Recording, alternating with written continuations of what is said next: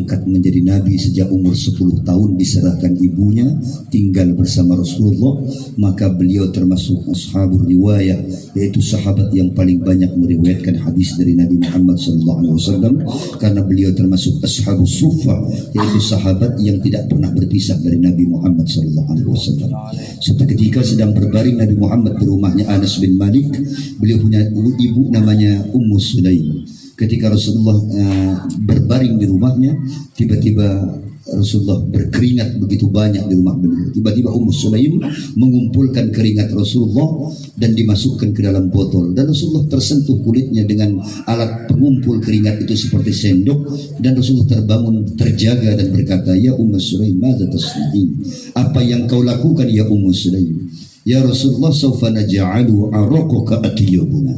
Kami akan jadikan keringat engkau ya Rasulullah sebagai wewangian bagi kami, sebagai parfum bagi kami, karena sejak awal kami sudah meyakini dan mencium betapa keringatmu lebih harum daripada misik dan kasturi yang kami punya. 5 kilo engkau berjalan ya Rasulullah tanpa parfum, bau harummu masih tercium oleh orang yang ada 5 kilometer di belakang engkau, saking harumnya.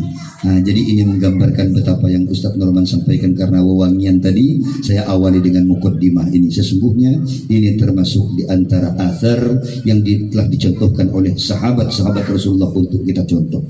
Yang saya hormati yaitu Ustaz Norman, guru kita bersama, Ustaz Abu Sufyan, Ustaz Saifuddin, Ustaz Muslihan, Ustaz Abu Sulaiman, Ustaz Selamat khususnya, dan Abah Basdian, kawan-kawan semuanya, Pak Rahmat, Pak Musa, juga tak bisa saya sebutkan satu persatu yang saya cinta sayangi karena Allah Subhanahu wa taala. Baiklah, pada ini malam tidak panjang, mungkin 5 menit minta izin ke Pak Abang Sufyan. Kalau dalilnya Pak Ustaz Norman minggu lalu saya sudah baca ceramah katanya. Kalau begitu saya tiap malam saya dah ceramah. Sudah ceramah. Jadi karena tiap malam saya penceramah, sampai saya kepengin diceramahi orang. Dia kemana saya datang pasti diminta ceramah. Apa muka saya sudah stempel ceramah begitu. Jadi karena dalilnya Ustaz Norman saya minggu lalu udah ceramah, maka dalil saya pun saya tiap malam ceramah. Berarti ini kata ceramah. Baiklah, nah, pituk jiwang sangau. Nah, Bapak Ibu yang saya muliakan, sesungguhnya tidak ada perkumpulan yang tidak kita sesali di hari kiamat. Semua perkumpulan akan kita tangisi di hari kiamat. Al-akhillau ba'duhum yawma idzin li ba'din aduwwun illa al-muttaqin. Terguna pesannya Allah Ta'ala, pada hari itu semua perkumpulan yang pernah engkau lakukan di dunia engkau akan tangisi di akhirat. Tidak ada perkumpulan engkau akan menangis di akhirat nanti. Mengapa pernah berkumpul di tempat itu semasa di dunia?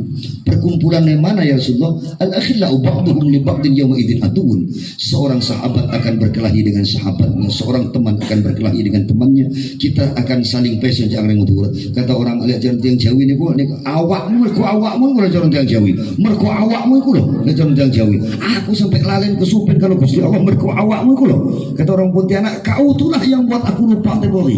Ya kan? Aku sampai mati-mati duduk di tempat ini tak ada satu pun kita menyebut nama Allah. Dan kata Rasulullah, setiap tempat duduk yang tidak disebutkan nama Allah dan Rasulullah di dalamnya, maka tempat duduk itu akan menuntut kepada orang yang duduk-duduk di tempat itu. Maka tak ada tempat yang paling mulia pada malam ini kecuali tempat di mana kita duduk pada ini malam.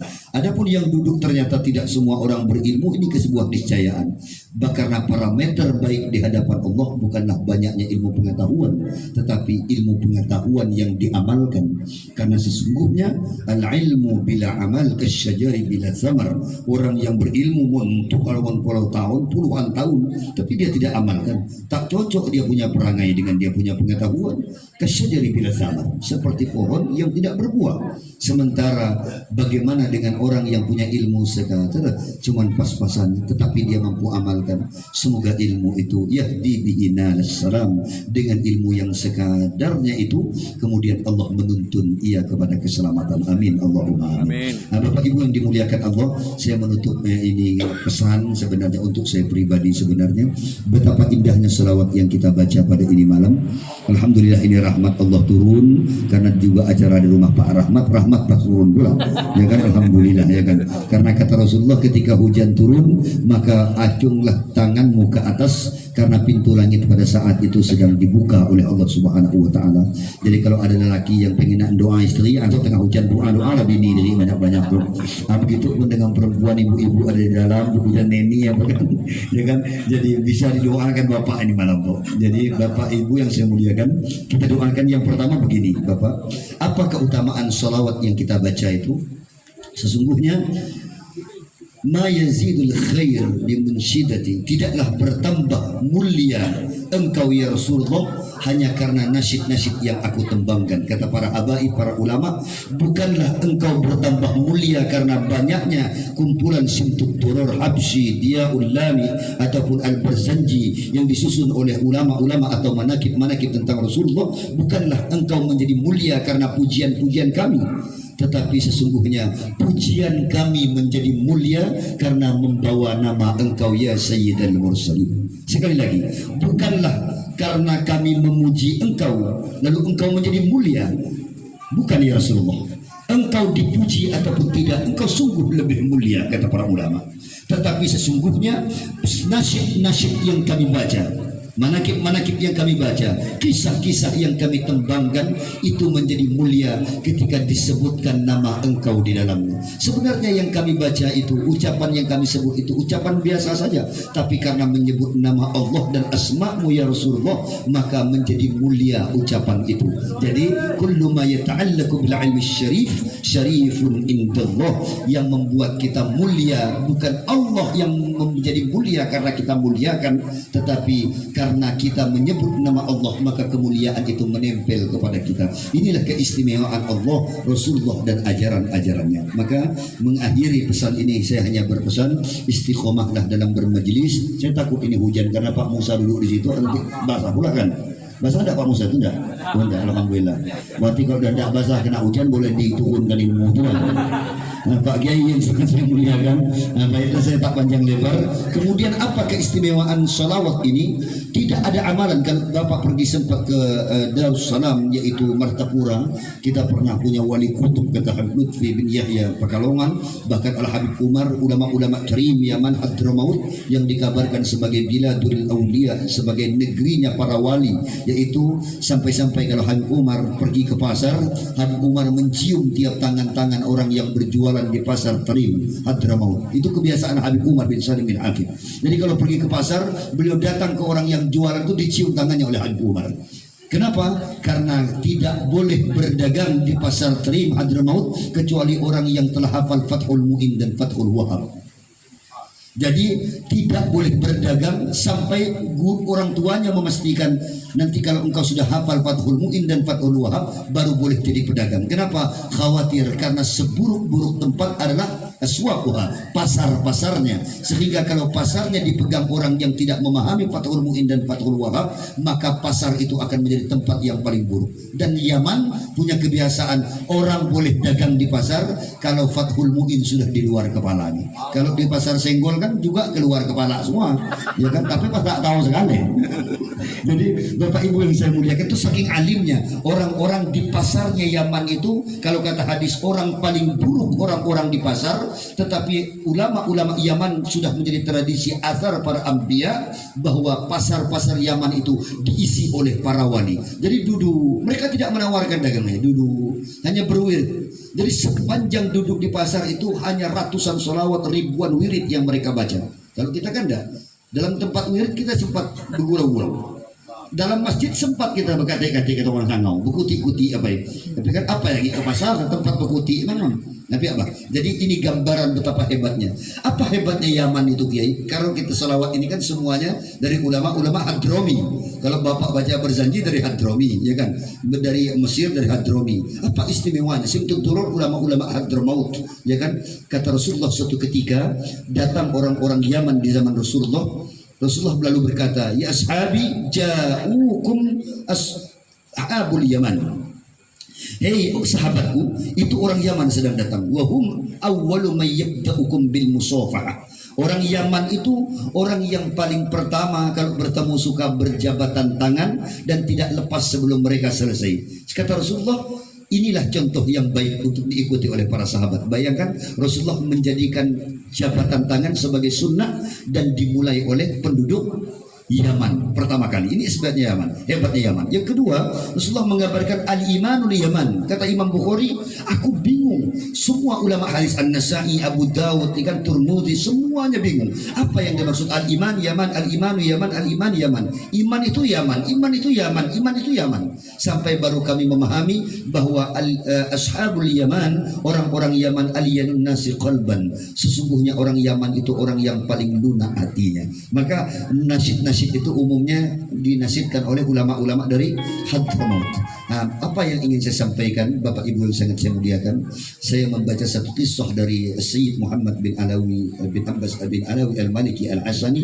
Jadi beliau menukilkan dalam satu pesan beliau, suatu ketika mungkin pernah saya kisahkan bagaimana hebatnya selawat itu. Beliau datang ke satu majlis. Pada saat bermajlis, ada orang yang tidak mau berdiri ketika baca salawat Nabi. Kan begini, kalau orang-orang awam tentu Pak Abang Sofyan tidak usah kan, mungkin apa yang berdiri lah. Wajar karena belum tahu, ya kan? Di zaman Sayyid Muhammad beliau pun pernah mengalami itu. Semua orang berdiri, pada saat itu ada satu orang tak mau berdiri. Ketika selesai bermajelis, beliau heran. Di antara semua orang yang duduk dalam duduk itu, ada satu orang yang tak mau duduk, yang lain duduk semua. Selesai selawat, yang satu tak mau duduk, tetap berdiri. Selesai bermajelis, Sayyid Muhammad berkata, ini dinukil oleh ulama-ulama seperti dari Ethiopia, dari Britania. Ulama-ulama mengkisahkan kisah ini karena beliau Sayyid Muhammad adalah salah seorang muhadditsul haramain. Gelar beliau adalah muhaddits haramain, yaitu ulama yang meriwayatkan hadis-hadis. Beliau yang menukilkan hadis-hadis yang disampaikan, diajarkan di depan Masjidil Haram baik Mekah maupun Madinah. Saking hebatnya Sayyid Muhammad sebagai yang dikabarkan sebagai ulama Ahlus Sunnah wal Jamaah di akhir zaman ini. Kemudian beliau mengabarkan, ditanyakan mengapa laki-laki itu tak mau duduk. Beliau datang ke rumahnya, ternyata laki-laki itu bercerita, wahai Sayyid Muhammad, sesungguhnya aku dulu berkata orang-orang yang berdiri membaca marhaba, marhaba itu selamat datang ya Rasulullah, ya Nabi salam alaika. Ku anggap itu perbuatan mubalaghah berlebih-lebihan. Tetapi sampai suatu ketika aku bermimpi pada saat aku tertidur bahwa kelak di hari kiamat semua orang akan berdiri menyambut Sayyidina Muhammad sallallahu alaihi wasallam, Sayyidul wujud, sallu ala Nabi Muhammad. Semua orang akan berdiri pada saat itu. Dan tapi aku heran, di antara semua orang yang mengatakan berdiri ya Rasulullah isfa'lana minta syafaat, pada hari itu aku tak bisa berdiri dalam keadaan duduk, mencoba bangkit, tapi aku tak bisa bangkit. Sampai-sampai terdengar suara, engkau tak akan pernah berdiri sebagaimana layaknya dulu engkau di dunia. Engkau tak pernah mau berdiri untuk ikraman menyambut Sayyidul Wujud Muhammad sallallahu alaihi wasallam. Ternyata setelah terbangun dari tidurnya, beliau benar-benar melihat kakinya dua-dua sudah lumpuh dan tidak bisa berdiri. Nah, pada akhirnya mencari semua tabib yang ada Makkah, tak ada yang bisa mengobati. Cari ke Madinah, tak ada yang bisa mengobati. Sampai beliau datang kepada seorang ulama besar. Beliau bercerita, dan apa kata ulama itu? Untuk menyembuhkan kakimu sungguh amat mudah. Cukuplah engkau bertaubat kepada Allah, menyesali dengan nadam, tidak akan mengulangi lagi perbuatan itu, dan berjanjilah dengan nazar engkau. Maka beliau berjanji, bila kakiku sembuh, maka aku tak akan pernah duduk selama acara maulid itu diselenggarakan.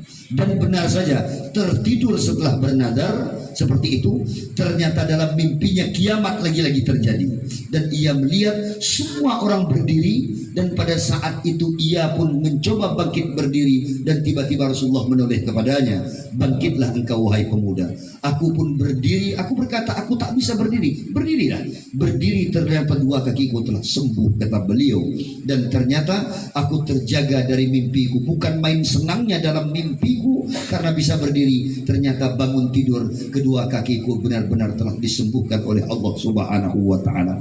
Maka ini di antara kisah yang disebutkan oleh Imam Ahmad bin Hanbal.